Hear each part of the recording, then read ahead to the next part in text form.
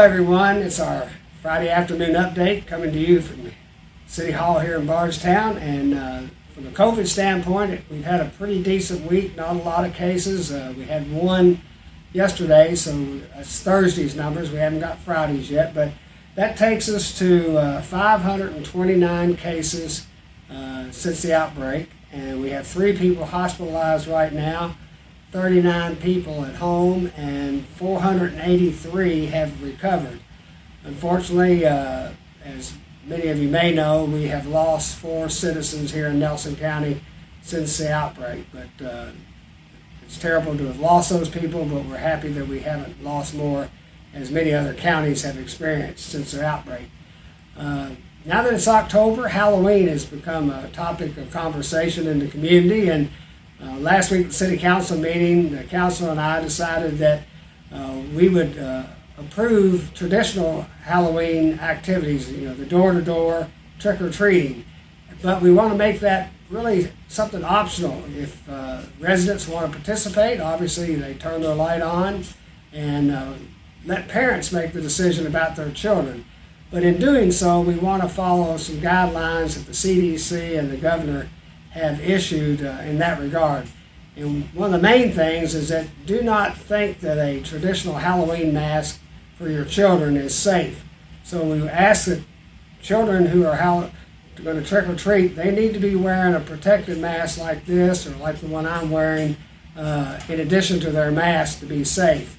There's some other things. Constantly have sanitizer available for the kids as they get treats from different houses. Want to ask the residents that they buy their food and candy in advance and make sure it's individually wrapped, and let it sit for a day or two, so if there's any possibility that there might be some contamination as far as the virus, that will not be there on Halloween night. And some people might be better off if you don't want to interact with so many different children.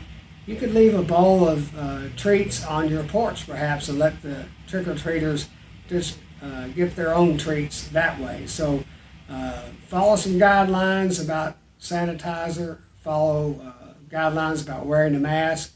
And last but not least, if you are going to have your children out, keep the group of children basically within your own home children. Just don't interact with a number of children from other families together as they trick-or-treat door-to-door. Traditionally at the Guthrie Center we have the community trick-or-treat event, and that is going to be held again this year on Saturday, October 31st from 3 o'clock to 6 o'clock. But that will be a drive-through event, and so be conscious of that you can participate that way. Other news this week is, as I've said before, Fire Station number 1, which is now out on 245 at the former Nukem Oil site, is fully operational now and moved in. And Chief gave me some interesting information recently. We have been using that station quite a bit, even during some of the renovation project time period. And as a result, our response times here this year, last year they were 4 minutes and 17 seconds. That's now dropped to 3 minutes and 41 seconds. So that's a 30-second or half a minute reduction in our response times. So that's really, really good change. We hope to have an open house in the month of October to let the public see our new fire station and also view the new Francis Lydia Ann Conference Center, which is a conference center that holds up to 70 people that obviously the city will use. But we also hope to make that conference center available, or that conference room available for the public events as well. So that concludes my update this week. Have a good weekend. Enjoy this new fall temperatures and be safe.